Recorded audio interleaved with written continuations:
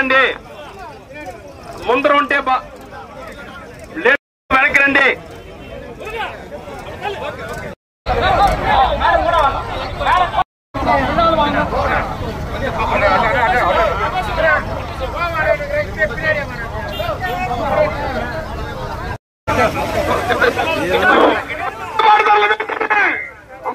ఎరువుల black market, ఎరువుల black market,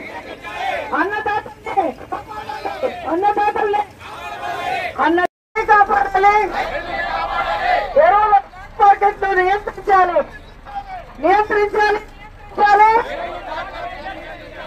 ఎరువుల బ్లాక్ మార్కెట్ ను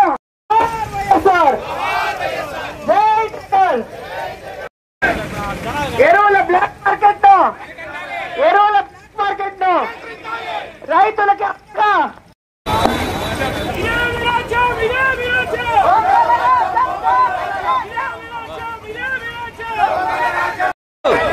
ఎరువుల మార్కెట్ ని రైతులకు గిట్టుబాటు ధరలు కాపాడాలి.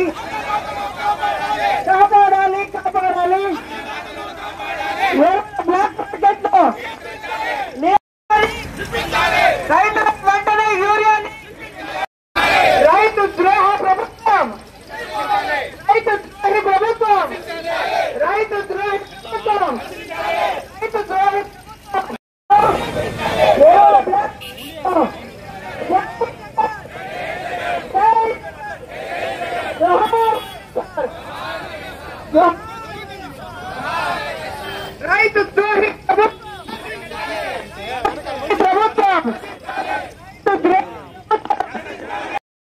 జగన్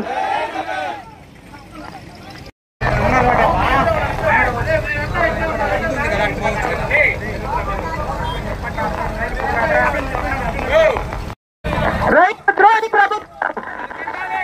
ద్రోహి ప్రభుత్వం, ఎరువుల బ్లాక్ మార్కెట్ రైతుల్ని కాపాడాలి.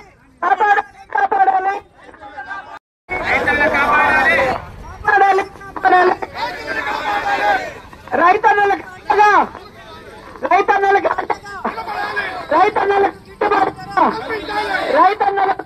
ధర, రైతన్నలకు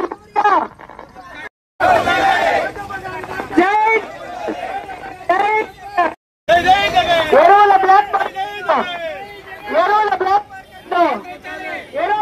మార్కెట్ యూరియాని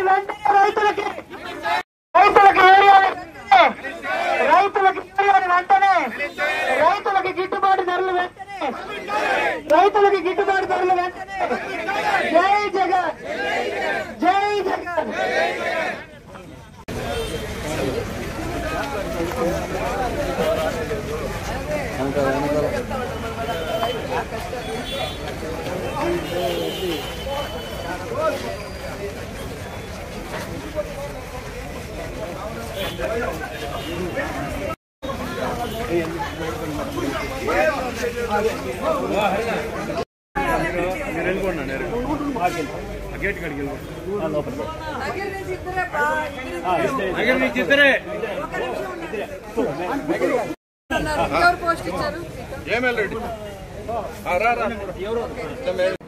ఈరోజు ఆంధ్రప్రదేశ్ లో కూటమి ప్రభుత్వం అధికారంలోకి వచ్చాక ఏ విధంగా మహిళల్ని, రైతుల్ని, విద్యార్థుల్ని మూకుమ్మడిగా అందరినీ కూడా నిలువున మోసం చేస్తున్నారో మీరు అందరూ గమనిస్తున్నారు.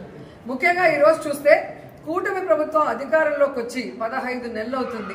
ఈ 15 నెలల్లో రైతుల జీవితాలకి నరకం చూపిస్తున్నారు. ఈరోజు రైతులకి వాళ్ళు చెప్పిన రైతు భరోసా సంవత్సరానికి 20,000 అన్నారు. 2 సంవత్సరాలు అవుతుంది. 5,000 వేసి చేతులు దులుపుకున్నారు. 35,000 ఎక్కడ అంటే పట్టించుకునే నాదుడు లేదు. అలాగే మీరు చూస్తే రైతు భరోసా కేంద్రాల ద్వారా, సహకార సంఘాల ద్వారా రైతులకు ఎంత అవసరమైతే అంత ఎరువులు, యూరియా, విత్తనాలు, పురుగుల మందులు, యంత్రాలు అన్నీ కూడా జగన్మోహన్ రెడ్డి గారు సరఫరా చేసేవారు. కానీ ఈరోజు కనీసం రైతులు తాము పెట్టుకున్న పంటకి కాపాడుకోవడం కోసం యూరియాని అడగటానికి వెళ్తే యూరియా లేదు. మరి కేంద్రం ఇచ్చిన లక్షల టన్నుల యూరియా ఏమైంది రైతులకు ఇవ్వకుండా అంటే ఈరోజు తెలుగుదేశం పార్టీ నాయకులు, వ్యాపారస్తులు కుమ్మక్కై దాన్ని బ్లాక్ మార్కెట్ లో అమ్మేసి ఈరోజు ఏ విధంగా రైతుల జీవితాలతో చెలగాటమాడుతున్నారో మీ అందరూ కూడా గమనిస్తున్నారు. ముఖ్యంగా నా నియోజకవర్గం నగిరి గురించి నేను చెప్తాను. స్టేట్ అంతా ఎలా జరుగుతుందో మీకే అర్థమవుతుంది. ఎందుకంటే ఈ రోజు నగిరి నియోజకవర్గంలో నిన్నటి వరకు రైతులకు కావాల్సిన యూరియా ఇవ్వకుండా దాన్ని బ్లాక్ మార్కెట్లో అమ్ముకుంటే రైతులు విధిలేని పరిస్థితిలో తమిళనాడుకు వెళ్ళి కనకమ్మ సత్రంలో, అలాగే పల్లిపట్టులో, తిరుత్తనిలో, ఎన్నెల్కండ్రిగలో, పొద్దుటూరులో ఈరోజు వెళ్ళి ఎక్కువ డబ్బుకి మరి ఈరోజు కొనుక్కొని ట్రాన్స్పోర్ట్ ఛార్జెస్ మళ్ళీ కూడా దాని మీద భారీగా వేస్తే ఈరోజు రైతన్నలు వెన్నెముక విరిగిపోయే విధంగా, అంటే ఈ వెన్నుపోటు రాజకీయాలు చేసే చంద్రబాబు నాయుడు ఆఖరికి మామతో పాటు రైతులు కూడా ఎలా వెన్నుపోటు పొడిచారో ఒకసారి చూసుకోండి. ఎందుకంటే ఆయన వ్యవసాయం దండగాని తన మనసులోని మాట బుక్ రాసిన గొప్ప మేధావి.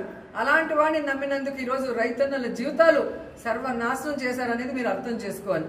ఎందుకంటే యూరియా ఒక్కటే కాదు, చంద్రబాబు నాయుడు, పవన్ కళ్యాణ్ అధికారంలోకి వచ్చాక ఈరోజు రైతులకు ఇవ్వాల్సిన రైతు భరోసా లేదు, పంటల బీమా లేదు, అలాగే ఈ క్రాప్ లేదు, అలాగే రైతులకి పండించిన పంటకి గిట్టుబాటు ధర లేదు, మిర్చికి లేదు, పొగాకు లేదు, ఉల్లికి లేదు, చీనీకి లేదు, మామిడికి లేదు, వరికి లేదు.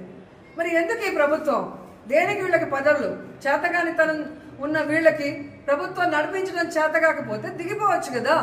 మొదటిసారి ముఖ్యమంత్రి అయిన జగన్మోహన్ రెడ్డి గారు ఎలా రైతు భరోసా కేంద్రాలు తీసుకొచ్చారు, రైతులకి వాళ్ళ గ్రామాల్లోనే అన్ని ఎలా అందించి వాళ్ళకి అన్ని రకాలుగా అండగా నిలబడ్డారు. మీరెందుకు ఈరోజు ఇంత సీనియారిటీ ఉందంటారు? 4 సార్లు ముఖ్యమంత్రి అయిన మీకు ఎందుకు రైతుల్ని కాపాడుకోలేకపోతున్నారు, రైతు సమస్యలు ఎందుకు తీర్చలేకపోతున్నారు అడుగుతున్నారు. అంటే చిత్తశుద్ధి లేదు. ఈరోజు చంద్రబాబు నాయుడుకి, పవన్ కళ్యాణ్కి, లోకేష్కి ఈరోజు రాష్ట్రంలో వాళ్ళ కూటమి ప్రభుత్వంలో ఉన్న ఎమ్మెల్యేలకు, నాయకులకి ఇసుక దోచుకోవడం, మద్యం దోచుకోవడం, అలాగే భూములు దోచుకోవడం, ట్రాన్స్ఫర్లలో దోచుకోవడం ఎలా అలవాటైందో ఈ రైతుల నోట్లో మట్టి కొట్టి యూరియాని కూడా బ్లాక్ మార్కెట్కి అమ్మేసి దోచుకోవడం చూస్తుంటే వీళ్ళు ఎంత కక్కుర్తిగాళ్ళో ఈరోజు మనకు అర్థమవుతుంది. సో ఇలాంటి నాయకుల్ని, వ్యాపారస్తుల్ని, బ్లాక్ మార్కెట్ని నియంత్రించాల్సిన బాధ్యత ఉన్న చంద్రబాబు నాయుడు నియంత్రించకపోగా ఎక్కడా కొరత లేదు, సఫిషియెంట్గా అంతా ఉంది అన్నాడు. మరి అంతా సఫిషియెంట్గా ఉన్నప్పుడు ఎందుకు గ్రామాల్లో రైతులకి యూరియా దొరకట్లేదు? ఎందుకు గ్రామాల్లో రైతులకి ఎరువులు దొరకట్లేదు? నేను ప్రశ్నిస్తున్నాను, ఆన్సర్ చెప్పండి.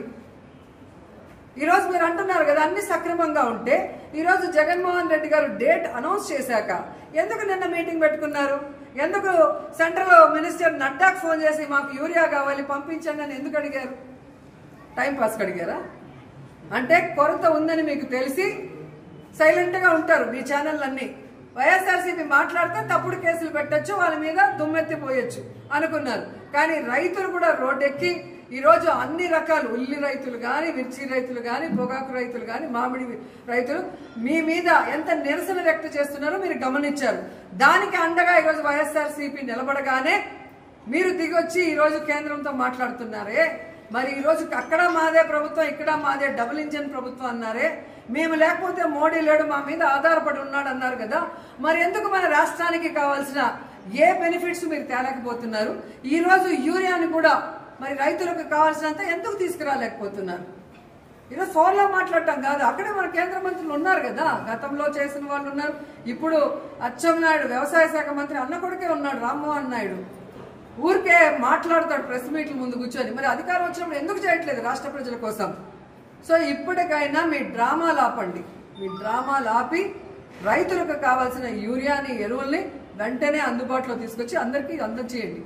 ఆల్మోస్ట్ ఈ రోజుతో అంతా అయిపోయిన తర్వాత ఇప్పుడు తెచ్చాము అని చెప్పి ఆర్డీఓతోనో పోలీసులతో చెప్పించి మమ్మల్ని సప్రెస్ చేయాలంటే ఇక్కడ ఉన్న వాళ్ళు రైతులు అందరు ఫేసులు చూసుకోండి. వాళ్ళకి ఎంత భూమి ఉంది, వాళ్ళు పంటలు వేస్తారా లేదా, వాళ్ళకి ఎరువులు కావాలా, విత్తనాలు కావాలా, యూరియా కావాలా మీరు గమనించండి. కాబట్టి వైఎస్ఆర్సీపీ వాళ్ళు అంటే ఏదో ఒక నింద వేద్దాం, ఏదో ఒక ఫేక్ కేసు పెడదామంటే ఎవ్వడు భయపడే పరిస్థితి లేదు. మేమందరం కూడా పోరాటాల పార్టీలో ఉన్నాం. దమ్మున్న నాయకుడు జగన్మోహన్ రెడ్డి గారి నాయకత్వంలో ముందుకెళ్తున్నాం. మేము ప్రతిపక్షంలో ఉన్నప్పుడు ప్రజలకు ఏం చేస్తామని చెప్పామో అధికారంలోకి వచ్చాక అవన్నీ కూడా చేశాం. అన్ని వర్గాల వారికి, విద్యార్థులకి, మహిళలకి, రైతులకి.